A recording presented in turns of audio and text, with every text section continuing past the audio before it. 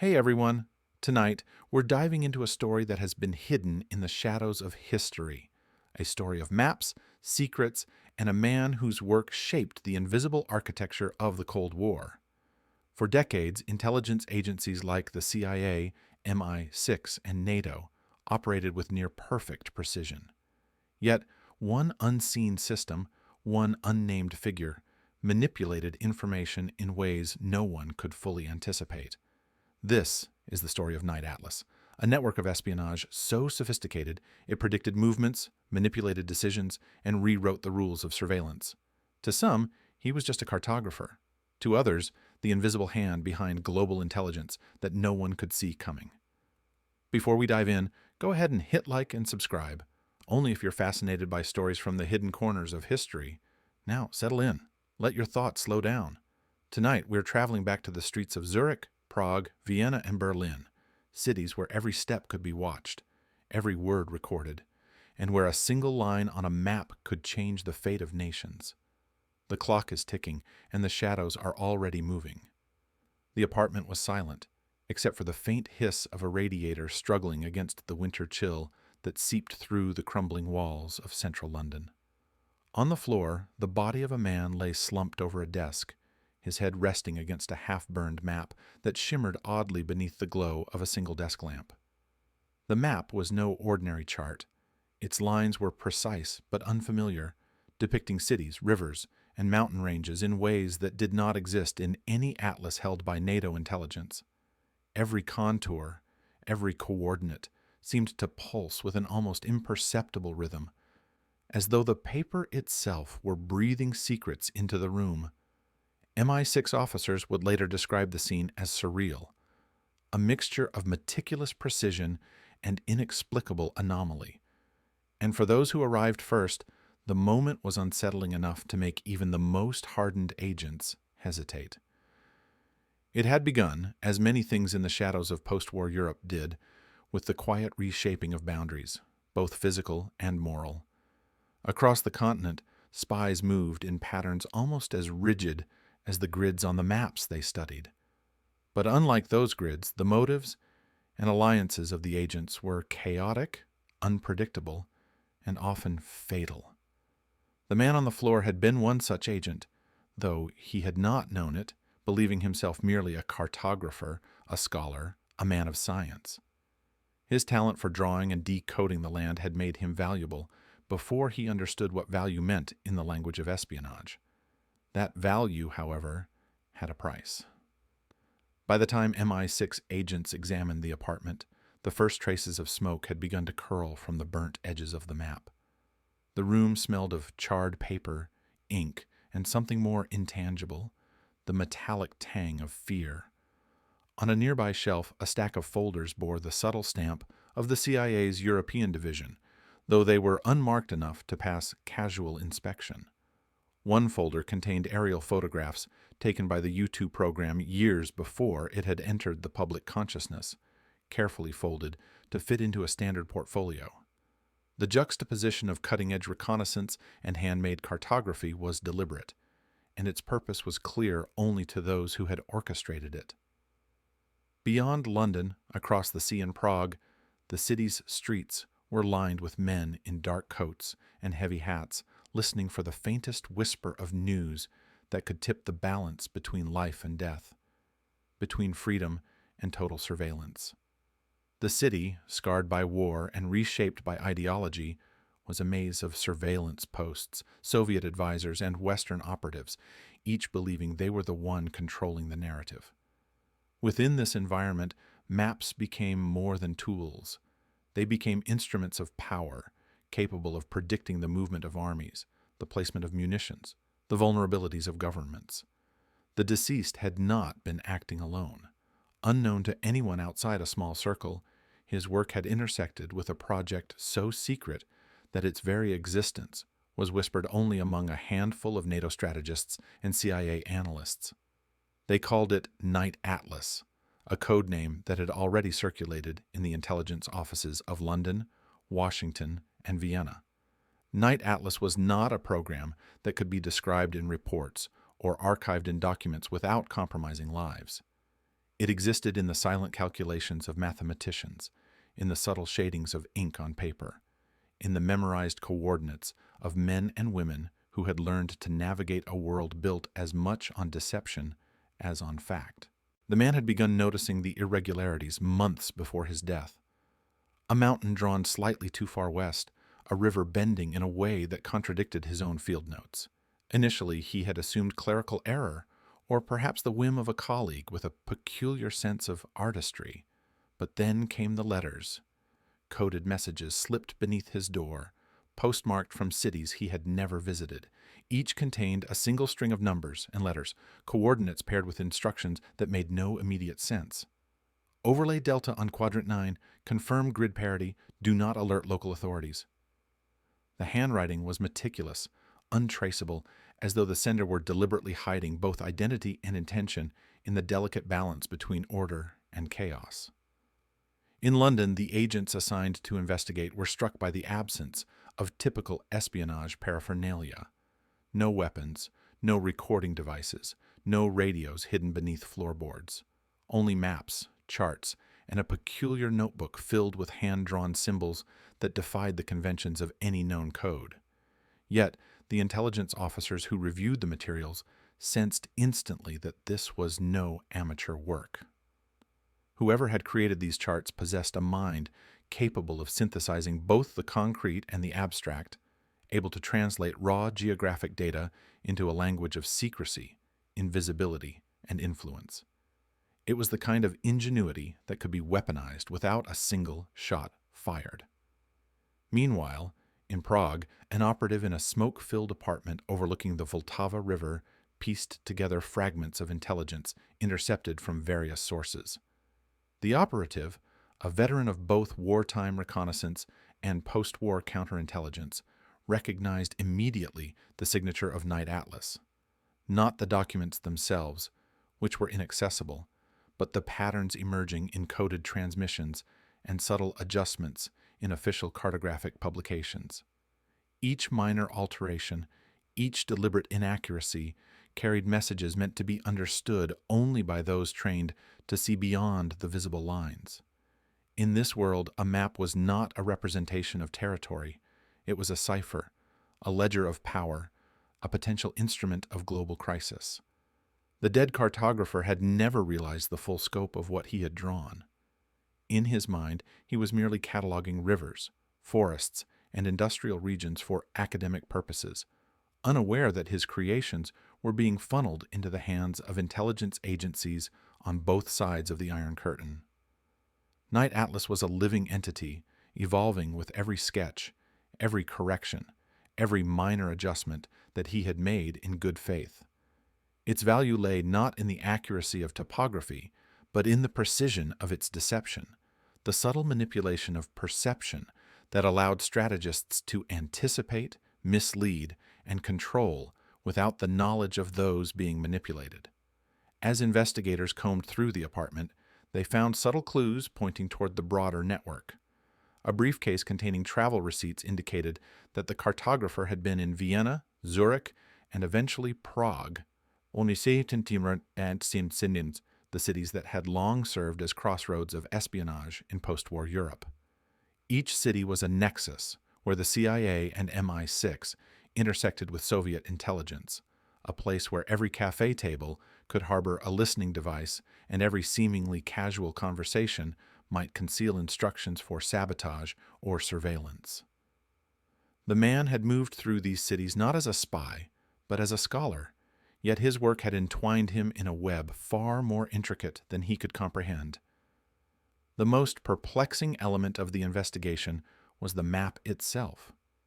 Beneath the burned edges, the ink retained an unusual luminescence when examined under ultraviolet light, revealing a network of hidden symbols, coordinates, and coded instructions.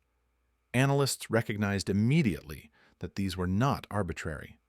They formed a layered encryption that, when decoded, could reveal strategic positions, logistical routes, and potentially sensitive NATO deployment plans. Whoever had designed this map had anticipated discovery and had embedded within it both the solution and the trap. It was an intelligence artifact, simultaneously offering insight and concealing it, a silent testament to the ingenuity that powered Night Atlas. Agents working the case began to piece together a timeline.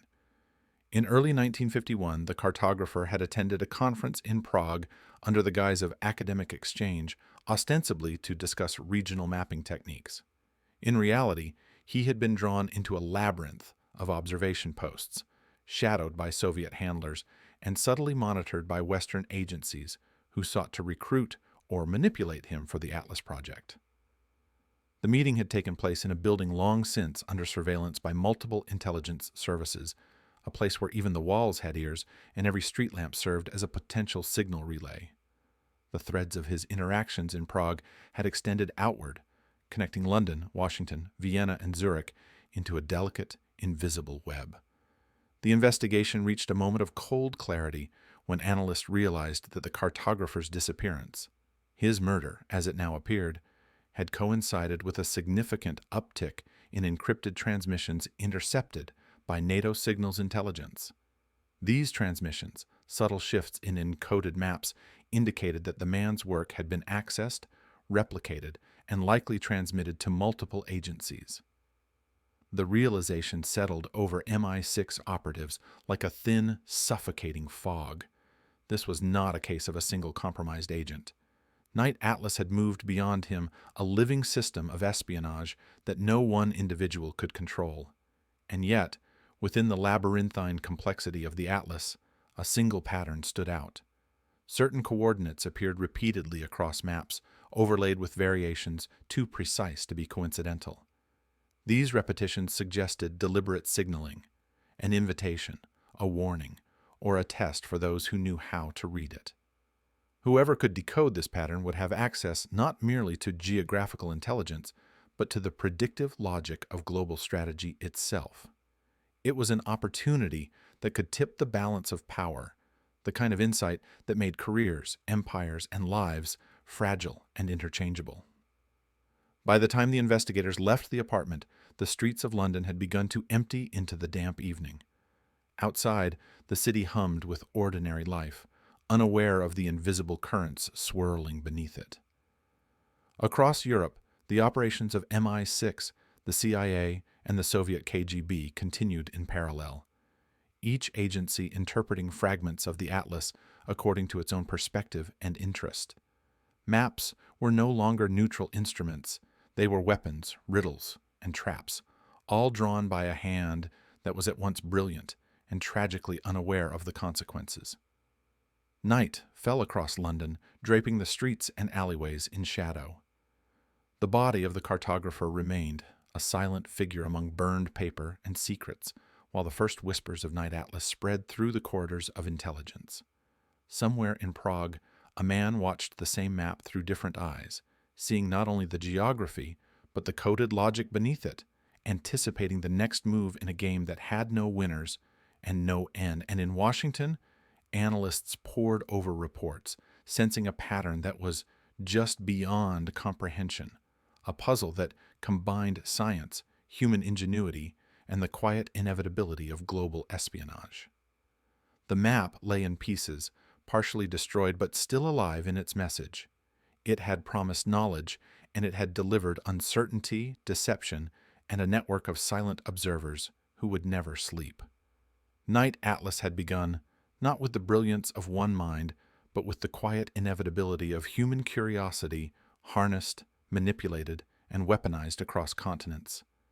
And for the unnamed man whose life had ended amidst its lines and shadows, there would be no recognition, no reward, only the echo of intelligence rippling outward into a world built to observe, deceive, and survive. The chill of early spring had barely lifted when he arrived in Zurich, the city's streets still damp from overnight drizzle, the river glinting under gray skies. He walked with measured steps, careful to avoid attention, but he had long learned that invisibility was rarely a matter of posture. It was an absence of predictability, a refusal to leave traces for those trained to notice the smallest anomalies. He carried nothing of real value, only a leather satchel lined with notebooks whose pages contained faint impressions of previous sketches, cryptic symbols, and an array of coordinates that had begun to feel more like instructions than mere records of geography.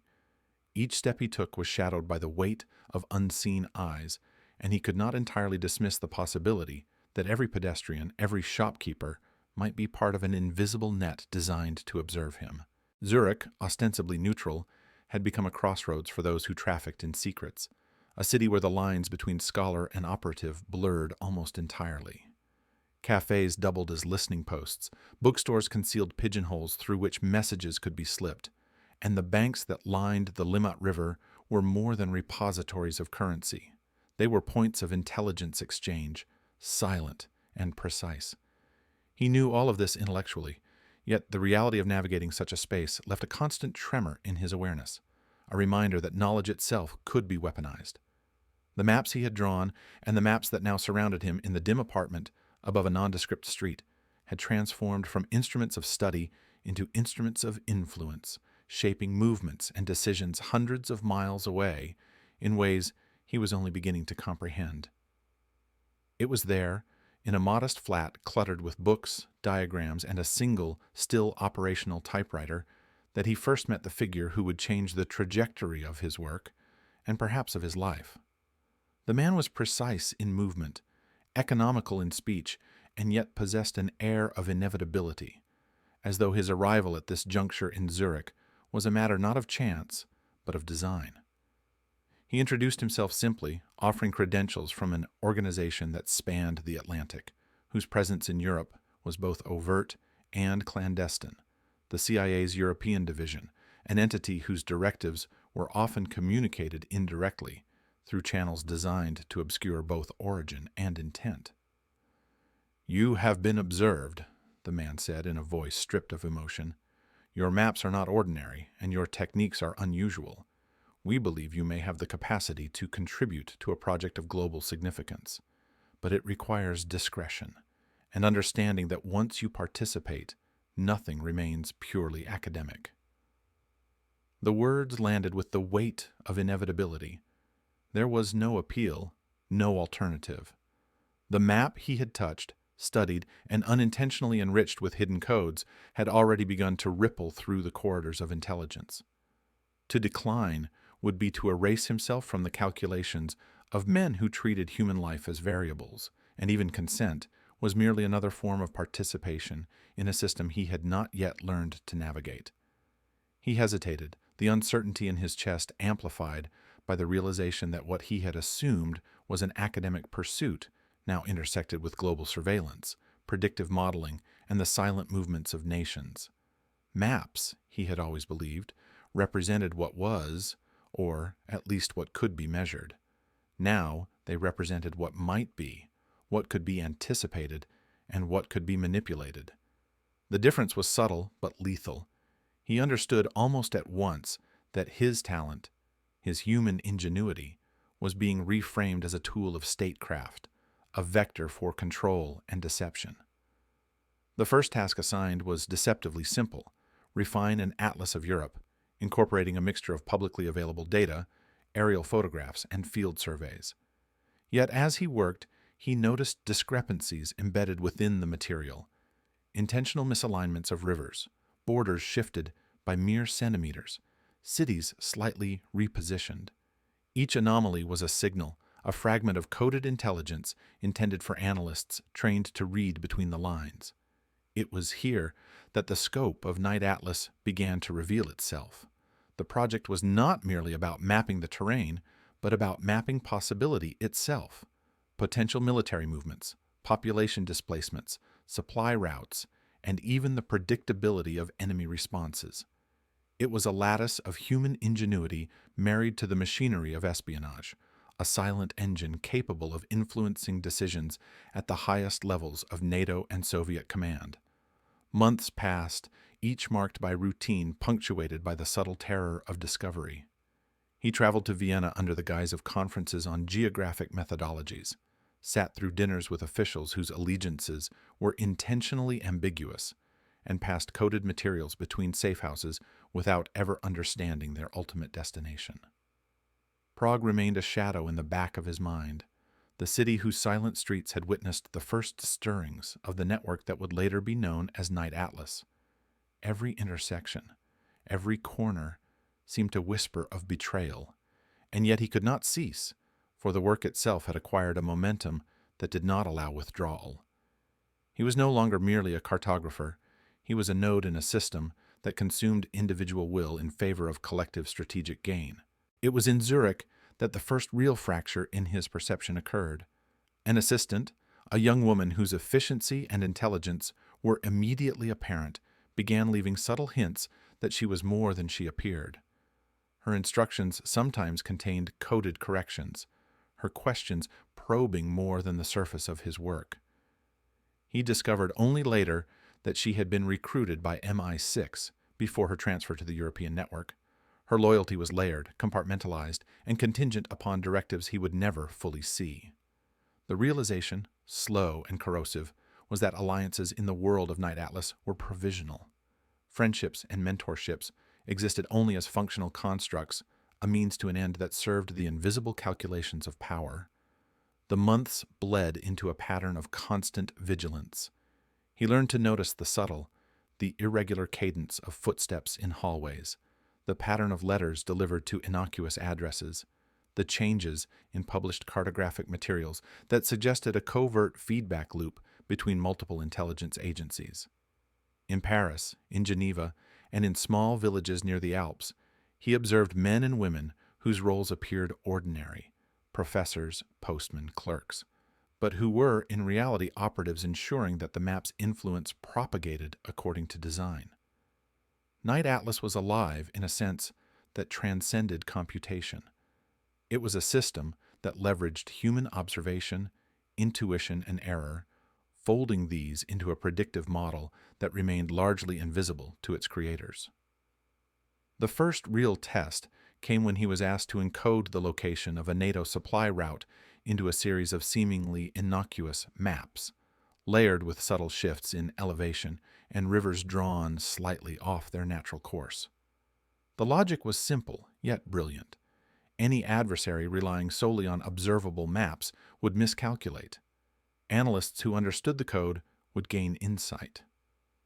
The ethical weight of this realization struck him with full force. He was contributing to a machine of prediction that could determine the outcomes of battles and the fates of soldiers, civilians, and nations. Yet he remained anonymous, a ghost whose name might never appear on any file, report, or memorandum. And then there was the letter from Prague. It arrived unexpectedly, unremarkable in appearance, yet heavy with implication. Inside, a single sentence typed on thin paper read, "You are not the first, nor will you be the last. Trust nothing but the map itself." There was no signature, no date, only coordinates that he recognized as belonging to a location in the city he had never visited. The note confirmed what he already suspected, the work he had been doing. The maps he had drawn, the anomalies he had embedded, were all part of a network whose reach exceeded comprehension. The ghosts of the past, those who had drawn, destroyed, or manipulated maps before him, were now communicating indirectly through the medium he had once believed to be neutral. As the weeks turned into months, he began to realize that Night Atlas was not merely a project. It was an organism, evolving with each layer of human input. He was learning to think like it, to anticipate its needs and its responses, and in doing so, to anticipate the expectations of the unseen strategists who guided it. The ethical dissonance was relentless. Each adjustment, each refinement of contour and coordinate, carried with it the potential to mislead, to inform, or to create conflict. The map had become a mirror of power itself, reflecting the ambitions and fears of those who controlled its dissemination while obscuring the truths it contained. It was in this crucible of subtle manipulation and hidden observation that he first met the man who would later be known to the network as the Cartographer King, though at the time the title was meaningless to him. The man was precise, enigmatic, and entirely confident in the inevitability of his own plans. He spoke of Night Atlas in terms that were simultaneously grandiose and terrifying, a system that would allow nations to anticipate, misdirect, and control each other without the need for open confrontation. It was a vision that reframed maps from instruments of knowledge to instruments of control, turning human ingenuity into a vector for global power. By the end of the first year, he had traveled from Zurich to Vienna, back to London, and then to a safe house in northern Italy, each journey punctuated by small, invisible markers of observation. A reflection in a shop window, a shadow on a wall, a conversation overheard in a cafe. He was learning the language of hidden signals, the cadence of intelligence that relied not on spoken words, but on the timing of movements and the placement of documents. Every map he touched, every coordinate he altered, was a part of this language, a syntax that could be read by those who knew its rules, but fatal if misinterpreted. The realization came gradually, almost imperceptibly, that his life, his freedom, and even his very identity were subsumed into Night Atlas. He had begun as a scholar, innocent of the stakes, and now he existed as a node within a vast intelligence organism that leveraged every ounce of his skill, every fragment of his creativity, to maintain a balance of power that was both invisible and absolute. And yet, in the quiet moments when he returned to his room alone, the weight of the maps pressed against him, he felt an unnameable dread. That the atlas, though constructed by human hands, had become something larger, something indifferent to morality, ambition, or survival. The unnamed cartographer's path would soon take him further into the shadows, to Prague itself, where the ghosts of past observers, defectors, and conspirators awaited, each holding fragments of the atlas that no single mind could reconstruct. He had begun to understand that knowledge was never neutral, that maps were never just tools, and that human ingenuity, when harnessed for espionage, became both weapon and prisoner. Night Atlas had awakened, and with it, the world of shadows he had unwittingly entered. Prague, in late autumn, was a city of muted light and shadowed streets, the Vltava glinting beneath a sky perpetually heavy with gray. The unnamed cartographer stepped from the train into the station, where the chill struck him like a calculated reminder. Here, nothing was incidental, and every presence carried potential menace. He moved with practiced caution, aware that eyes followed not just from the street, but from above, from cafes, from windows, even from the flicker of light reflecting off wet cobblestones. Every map he had touched, every coordinate he had refined in Zurich or Vienna, had prepared him for this city, yet nothing could ready a man for the intricate lattice of surveillance, suspicion, and silent threats that awaited in Prague. The intelligence networks were already at work. Soviet officers monitored the station from concealed vantage points, their expressions neutral, but their awareness absolute. The KGB Directorate S had long perfected the art of passive observation, reading the minutiae of gait, expression, and hesitation to determine whether a stranger was an innocent traveler, a defector, or a courier of secrets. Across the city, MI6 operatives and CIA station staff had their own grids, overlapping, intersecting, and sometimes colliding with lethal consequence. The cartographer was aware, on some level, that entering Prague was to step into a chessboard where every piece moved not according to simple rules, but according to unseen strategy, each movement carrying implications for alliances, betrayal, and survival. His destination was a modest apartment on the Malastrana side of the city, a place that had been identified for him months prior through intermediaries who themselves existed in layers of deniability. The building was old, stone and stucco, with a facade that had survived both war and ideological cleansing. Inside, the room smelled faintly of mildew, ink, and aged paper, a scent that carried with it the weight of forgotten confessions and carefully curated secrets.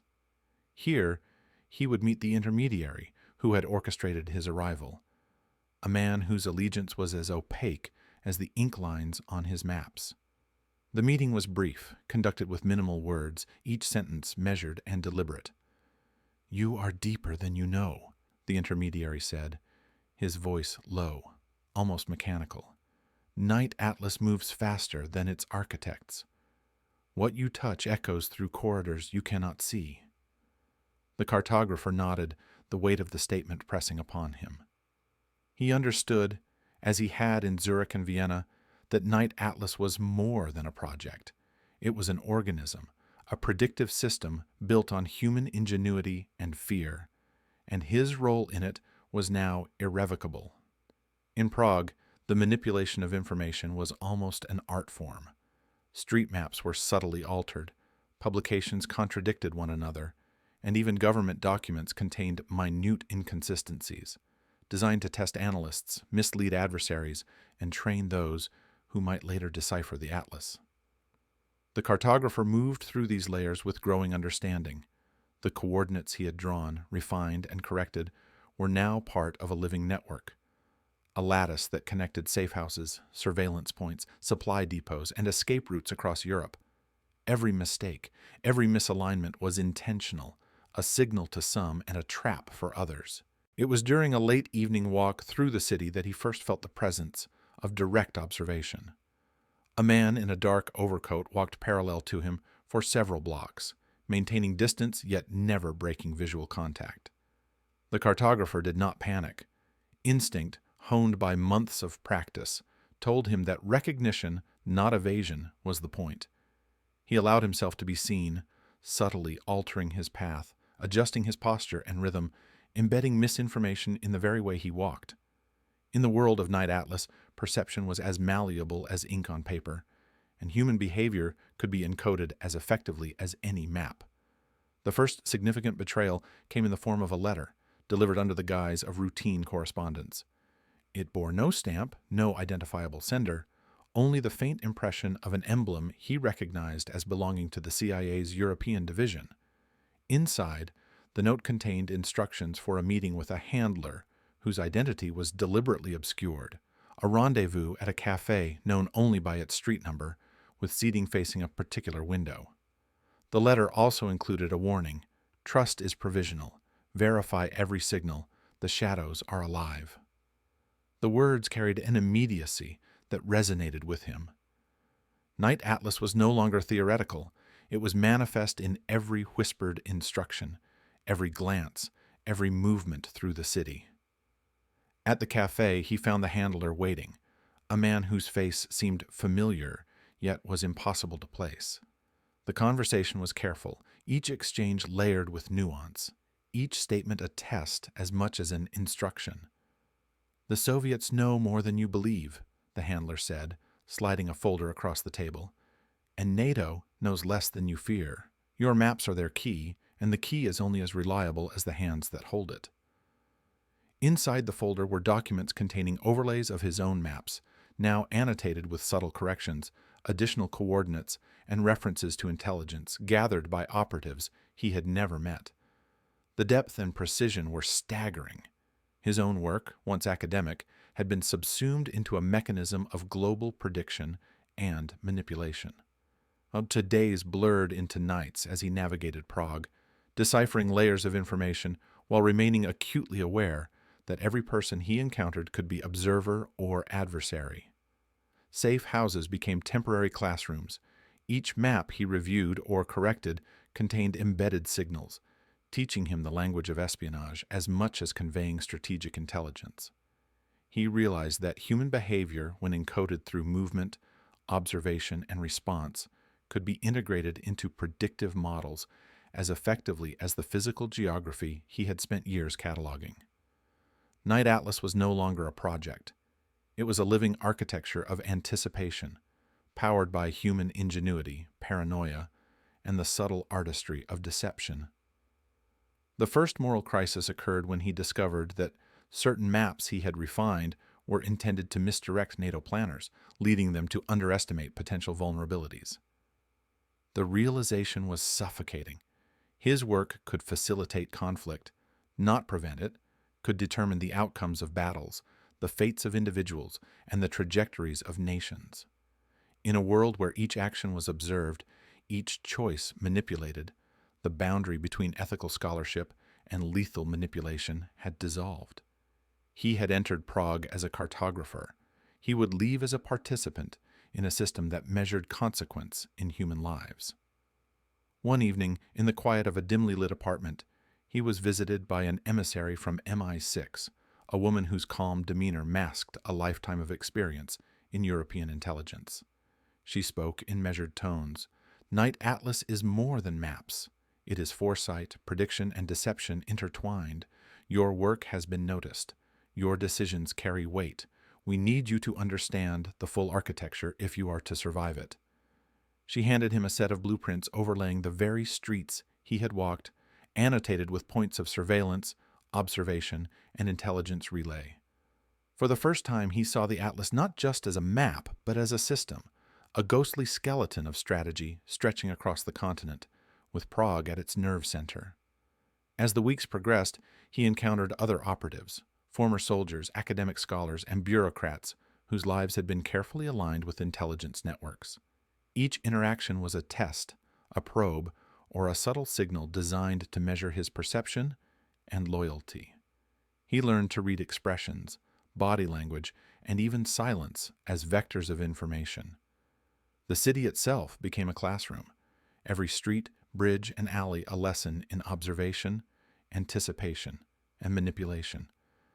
Night Atlas was teaching him to think like it, a frightening, disorienting process that left him simultaneously empowered and terrified. The climax of the part came with the discovery of a hidden compartment in the Prague apartment where he had stayed, containing documents indicating that one of his closest colleagues in Zurich had been feeding information directly to Soviet intelligence. The betrayal was surgical in its subtlety. No confrontation, no accusation, only the evidence embedded in annotations, altered coordinates, and references to prior meetings. The realization shattered any illusions of control. He understood that trust was provisional in the world of Night Atlas, that alliances existed only as functional constructs, and that every move he made had consequences beyond comprehension. By the end of his first year in Prague, the cartographer had transformed. He was no longer merely a scholar.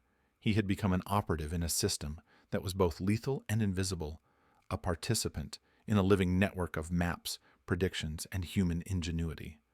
The city had imparted lessons in surveillance, deception, and ethical ambiguity, shaping him into an instrument of strategy whose name might never appear in files or reports, yet whose work would influence decisions at the highest levels of NATO and Soviet command. Night Atlas had ensnared him completely, and the ghosts of past operatives, defectors, and unseen strategists were now as present as the streets beneath his feet. As winter settled over Prague, the city cloaked in mist and shadow, he realized that his role had evolved beyond comprehension. The maps were no longer static. They were dynamic instruments of foresight and manipulation. The betrayal he had uncovered was only the beginning, and the coming months promised further tests of intellect, loyalty, and survival. Night Atlas was awake, alive, and patient, and the unnamed cartographer understood fully that he was now both its pupil and its subject, caught in a web where human ingenuity served forces far larger than any one man could control. Signals pulsed through the city like a hidden heartbeat, invisible to most, but for those attuned to the rhythm, unmistakable. The unnamed cartographer moved through Prague with the knowledge that every step, every turn, could be observed, interpreted, and weaponized. Streetlights cast long, distorted shadows, and he felt them not just on his skin, but pressing against his mind, a constant reminder that in this city, observation was omnipresent. The KGB had perfected the art of passive control, watching without touching, measuring without interference, allowing individuals to act just enough to reveal their intentions. He received his instructions that evening through a series of innocuous deliveries: a package of books, a handkerchief embroidered with a code, a sheet of transparent acetate upon which faint grids had been drawn. Each item carried a meaning only he could decode, layering messages across mediums to prevent interception. Night Atlas had taught him to see these patterns, to recognize that communication was not confined to paper or ink, but embedded in movement, routine, and repetition. He understood now that survival depended not on secrecy alone, but on the interpretation of signals that were invisible to all but the initiated. From a corner cafe overlooking the Vltava, he watched a Soviet officer engage in a casual conversation with a civilian, their gestures and phrasing seemingly ordinary, yet laden with subtle signals. A brief pause, a flick of a hand, a glance held slightly too long, all were variables in a complex equation of observation and counter-observation. He noted each detail in his notebook, translating behavior into the language of maps, grids, and coordinates. Every human motion had meaning. Every error, deliberate or accidental, was data. Night Atlas had expanded beyond static documents. Now it was a system of signals, human and mechanical, integrating coded telegrams, intercepted communications, and behavioral patterns.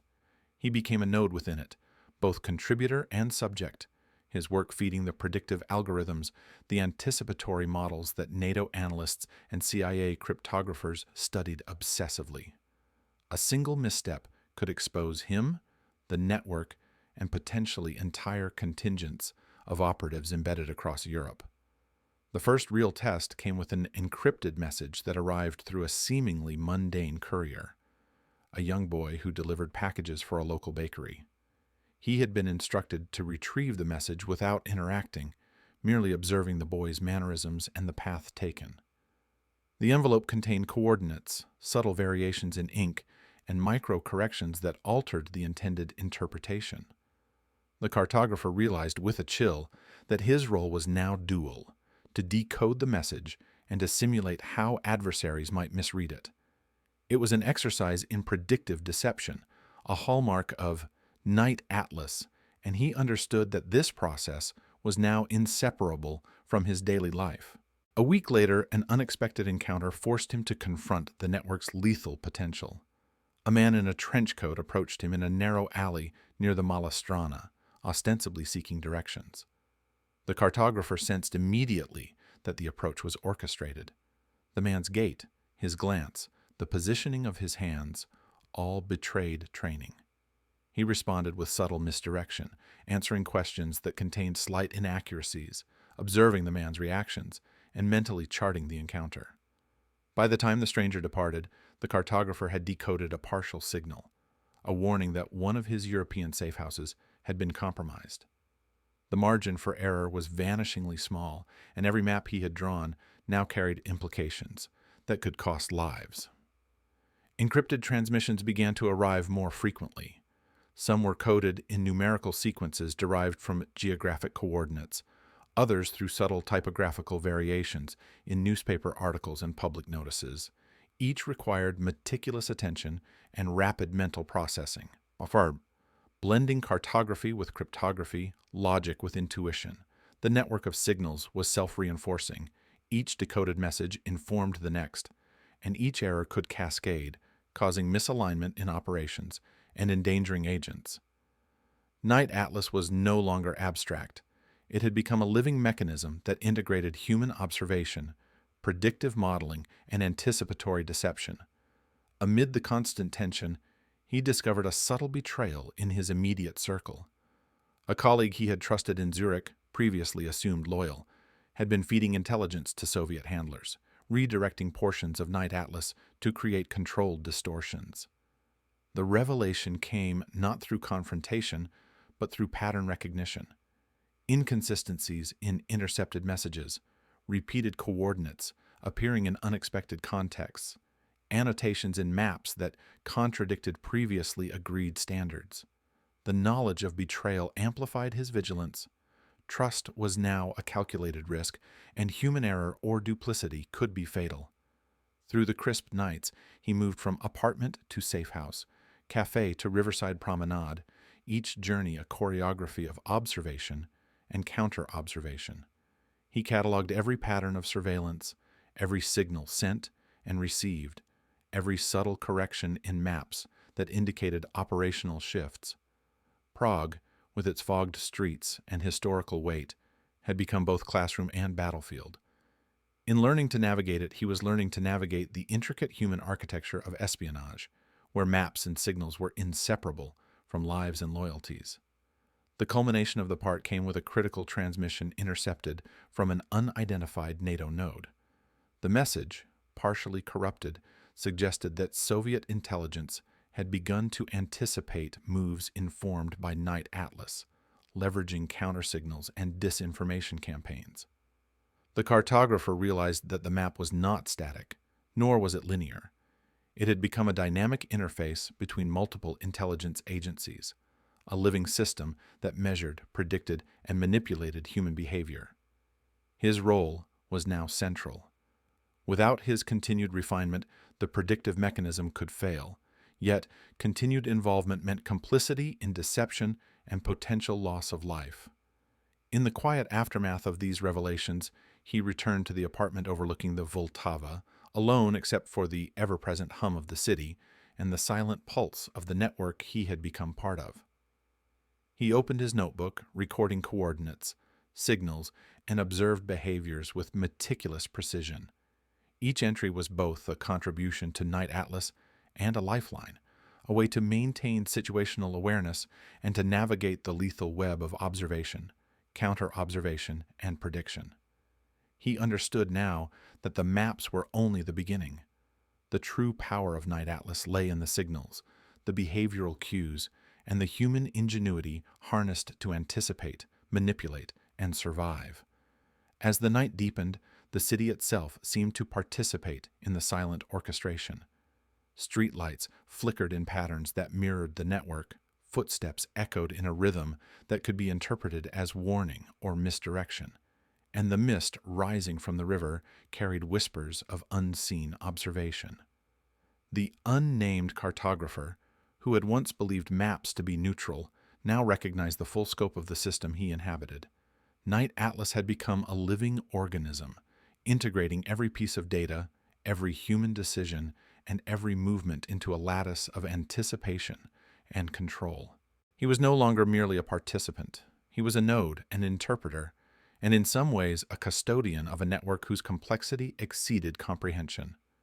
Betrayal, observation, and coded signals were now inseparable from his existence, and every decision carried the potential for consequence far beyond personal survival. Night Atlas, having been awakened in Zurich and refined in Vienna, now pulsed fully in Prague, and he understood with chilling clarity that he had entered a game without rules, boundaries, or the possibility of retreat. The signals in the shadows were constant, and to survive, he would have to see not only the maps, but the movements of every mind that could interpret, manipulate, or betray them. Vienna in early spring shimmered with a deceptive calm, the Danube reflecting the pastel facades of imperial buildings, masking a city that had long been the crossroads of espionage, ideology, and hidden violence. The unnamed cartographer arrived under cover of morning mist, a leather satchel at his side, and a mind sharpened by months in Prague. He moved as if part of the city itself, blending with diplomats, scholars, and the occasional tourist, yet every glance and gesture was calculated, every path anticipated by invisible observers who were simultaneously allies and adversaries. He had learned that in the architecture of Night Atlas, neutrality was an illusion. Every location, every interaction, was potentially a node in a lattice of intelligence, feeding predictive models that spanned continents. From the outset, the stakes were apparent. Vienna was where NATO, the CIA, and MI6 intersected with Soviet operatives, KGB handlers, and European intelligence liaisons in a delicate dance of cooperation and competition. Safe houses were layered in secrecy, apartments above inconspicuous cafes served as operational hubs, and couriers moved like ghosts, carrying messages whose importance could eclipse the lives of those who transported them. The cartographer's role had evolved from observer to executor. He would integrate, refine, and encode data that could influence global decisions without ever revealing his hand. The first day involved a series of meticulous meetings.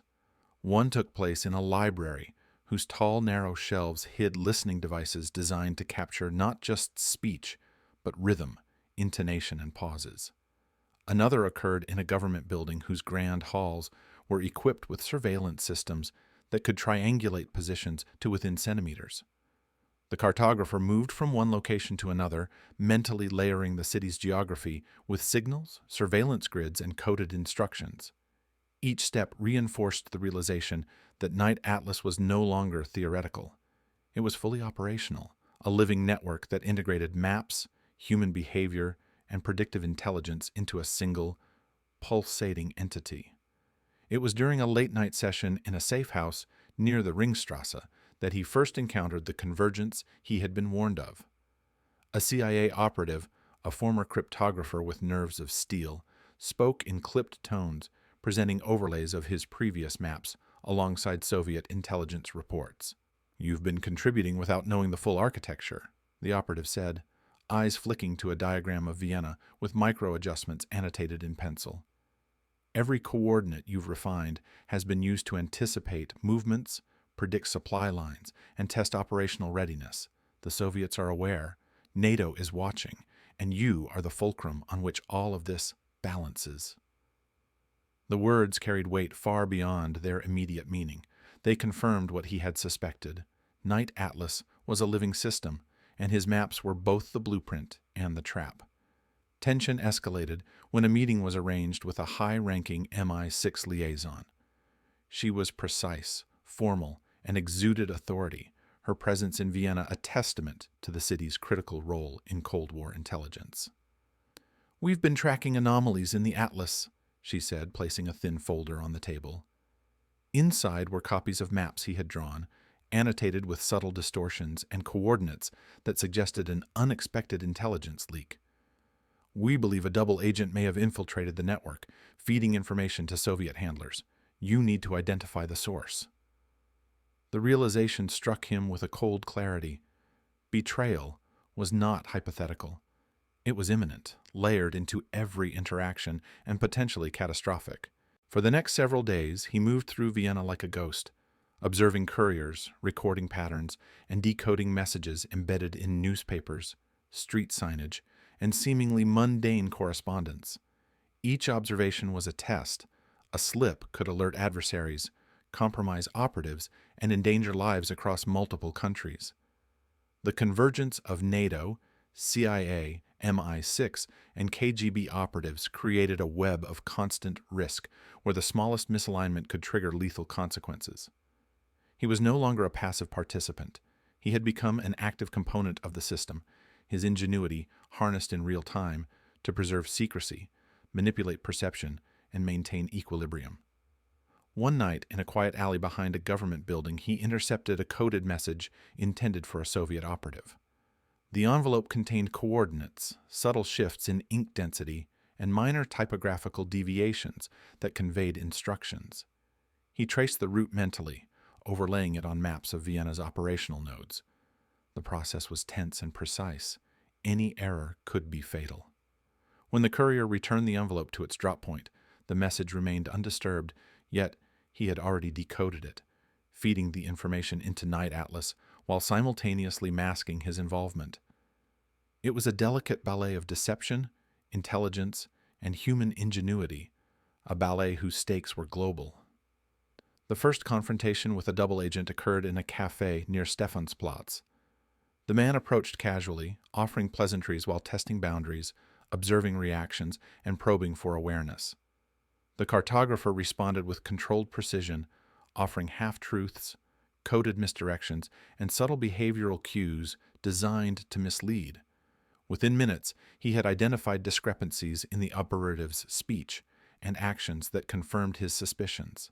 This was a man embedded to destabilize Night Atlas from within. Yet, the encounter was a silent duel, resolved not with violence, but through observation, deduction, and anticipation. By the time the man departed, the cartographer had neutralized the immediate threat without triggering alarm, reinforcing his understanding that intelligence work was as much psychological as logistical. Interagency meetings grew more complex as the week progressed.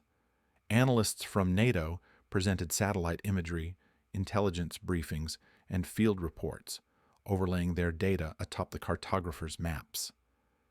MI6 operatives contributed coded intercepts from European networks, while CIA personnel emphasized predictive modeling.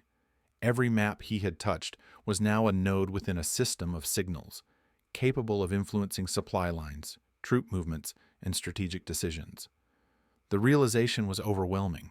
Human ingenuity, once a scholarly pursuit, had been weaponized into a tool of global strategy, and he was simultaneously the architect and the instrument.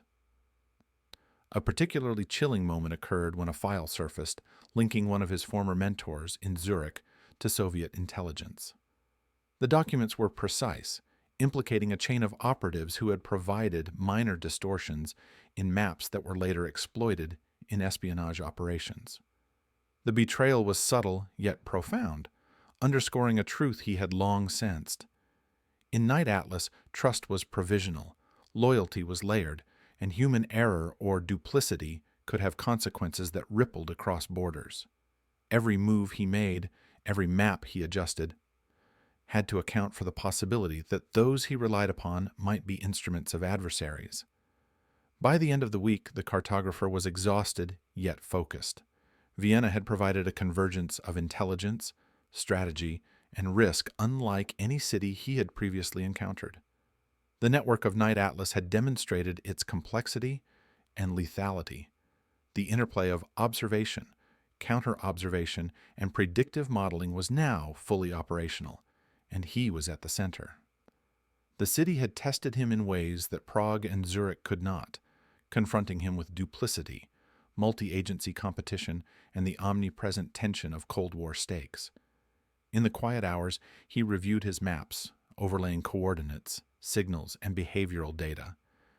He understood now that Night Atlas was more than a project or a tool. It was an organism whose pulse was the movement of people, the adjustment of ink on paper, and the subtle transmission of information. Betrayal, surveillance, coded signals, and human intuition had merged into a single architecture, and he was both participant and observer, unable to disentangle his identity from the system he had helped refine. As the sun rose over Vienna, gilding the Danube and casting long shadows over the Ringstrasse, he realized that the city was a crucible, one that had honed his skill, sharpened his awareness, and revealed the full reach of Night Atlas. The convergence had tested intellect, loyalty, and survival, leaving him both empowered and burdened. He had become indispensable, yet fully aware that every decision could trigger consequences beyond imagination. Night Atlas was awake. Vienna had proven its influence, and the unnamed cartographer understood with stark clarity that the next phase of the operation would demand choices that might define not only his fate, but the trajectory of nation's Berlin 1962 had a pulse all its own, fractured between East and West, a city cleaved by ideology, brick, and barbed wire. The unnamed cartographer crossed into West Berlin under the dim glow of street lamps, his movements precise, deliberate, but haunted by the knowledge that every shadow could conceal both a friend and a foe. The wall was not yet complete, but the city already hummed with tension. Checkpoints, patrols, and the ever-present gaze of intelligence agencies created a lattice of surveillance as intricate as any map he had drawn. He understood that Berlin was the ultimate test. Here, Night Atlas's predictions would either prove flawless or collapse under the weight of human duplicity. His first contact was a CIA station chief, a man whose steely demeanor and clipped speech betrayed decades of covert experience. "We've traced signals back to multiple nodes," the operative said, sliding a folder across the table. The documents contained overlays of his own maps from Prague and Vienna, annotated with new intelligence reports, cryptic handwritten notes, and subtle indicators of Soviet infiltration. Night Atlas is under pressure from every angle. The KGB has embedded double agents who know the system intimately. You need to determine who can be trusted, and fast. The cartographer's mind raced. Every line he had drawn, every coordinate he had refined, had been absorbed into a living system of prediction, now threatened by deception on a scale he had never fully anticipated. He moved through Berlin like a shadow, following signals hidden in plain sight. Safe houses had been selected, couriers mapped, and seemingly mundane interactions, ordering a coffee, asking directions, passing a newspaper, were now vectors for intelligence. The KGB's presence was pervasive. Operatives moved with an elegance that disguised lethal intent, their observation indistinguishable from the ordinary rhythms of the city. One evening, he noticed a figure in a long coat tracing his route from the Brandenburg Gate to Friedrichstrasse. The man's gait, posture, and glance betrayed training. The cartographer acknowledged it silently, adjusting his movements, embedding false cues, and leading the observer into a calculated dead end. Every interaction was now a test of perception, anticipation, and psychological acuity. The first major revelation came from an intercepted message, encrypted and embedded within a series of innocuous letters sent through the postal system. Using techniques refined over months, he decoded the message to find a staggering truth. One of his closest allies in Vienna had been a double agent for the Soviets all along, feeding selective information to manipulate outcomes within Night Atlas. The betrayal was surgical, almost invisible, hidden within minor corrections, micro-adjustments, and behavioral patterns he had initially overlooked. The cartographer understood instantly that the integrity of the entire network depended on exposing this agent without triggering retaliation or alerting additional embedded operatives. Simultaneously, NATO analysts and MI6 officers in Berlin began converging, their overlapping intelligence streams creating a delicate but necessary tension. Analysts cross-referenced his maps with intercepted communications, behavioral logs, and satellite imagery, while MI6 field officers provided coded verification of routes, drop points, and surveillance nodes. The cartographer became a living interface between these agencies, his knowledge of Night Atlas and its predictive logic indispensable. Each revelation, each calculation, had consequences measured not in paper or ink, but in human lives and the strategic balance of the Cold War. A confrontation with the double agent occurred in a deserted courtyard near the Tiergarten. The operative approached with a calmness that was almost theatrical, offering a courteous greeting that masked lethal intent. The cartographer responded with precision, carefully chosen words, subtle behavioral misdirections, and encoded cues designed to mislead and manipulate. In that brief encounter, he confirmed the operative's duplicity, traced the network of false signals, and embedded counterintelligence that would protect multiple operatives across Europe. The duel was psychological, a battle of prediction, intuition, and human perception rather than physical force. Further complications arose when he realized that Soviet intelligence had begun exploiting Night Atlas in real time, leveraging distortions he had unknowingly contributed to during earlier assignments in Zurich and Prague. The system he had helped design, intended to anticipate and neutralize threats, was now a tool manipulated against the very agencies it served. He worked feverishly to correct these distortions, inserting subtle errors, redirecting signals, and recalibrating predictive nodes. Every adjustment required extraordinary precision. One misstep could unravel the entire network, exposing agents, compromising intelligence, and altering the geopolitical landscape. Amid this chaos, he uncovered a hidden layer of Night Atlas, a secondary system designed to predict human behavior with extraordinary accuracy, integrating not only physical coordinates but psychological patterns, habits, and behavioral cues of operatives across Europe. This system revealed that some of his former allies, even those he trusted implicitly, could act unpredictably under pressure, introducing a moral and operational dilemma. Which decisions could he influence, which needed to be left unaltered, and which required intervention to prevent catastrophe? The complexity of the network became almost terrifying, a reminder that human ingenuity, once weaponized, could transcend any map or algorithm. The climax unfolded over a tense week in Berlin. Operatives from NATO, MI6, CIA, and Soviet intelligence intersected in a high-stakes ballet of observation, counter-observation, and silent negotiation. Couriers, messages, and maps moved in a continuous flow, each adjusted in real time to respond to emerging threats. The cartographer, operating as both node and architect, orchestrated corrections, encoded countersignals, and neutralized threats.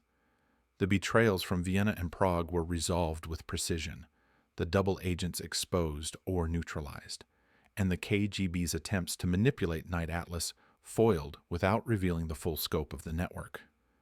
In the aftermath, he stood on a balcony overlooking Unter den Linden, Berlin, stretching before him like a living map. The city was calm, almost serene, yet beneath its surface, the lattice of intelligence continued to pulse.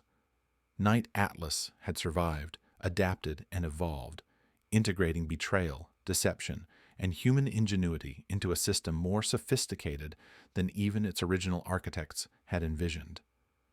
The cartographer, though unnamed and invisible in official records, had become indispensable.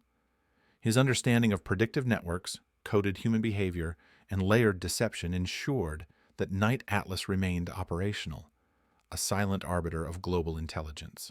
The final revelation came when he realized that his own participation in Night Atlas had fundamentally changed him. He could no longer perceive maps as neutral abstractions, nor could he navigate cities without instinctively analyzing surveillance, signals, and behavioral patterns. His anonymity, once a shield, had become a burden, marking him as a node whose knowledge could influence outcomes on a continental scale. He understood that Night Atlas was no longer merely a project. It was a living organism, one that had consumed his expertise, reshaped his moral compass, and entwined his fate irrevocably with the invisible currents of Cold War espionage. As he disappeared into the Berlin night, moving through streets shadowed by ideology, history, and the faint pulse of surveillance, the full scope of Night Atlas became terrifyingly clear. Betrayal, deception, and human ingenuity had converged to create a system whose reach extended far beyond any single city, any single operative, or any single government. He had survived the Prague confession, navigated the Vienna convergence, and now faced the ultimate reality. In the world of Night Atlas, maps were never static, loyalty was provisional, and survival depended not merely on knowledge, but on the ability to see the invisible threads connecting every action, every signal, and every mind. Berlin exhaled a fogged breath, the wall looming silently in the distance, and the cartographer walked on, unseen yet central, his mind forever imprinted with the architecture of anticipation, the calculus of betrayal, and the cold, inexorable pulse of Night Atlas. The city, the network, and the shadows themselves had become inseparable from his identity, and he understood that the maps of consequence were not merely drawn in ink, they were etched into the very structure of human behavior, strategy, and survival.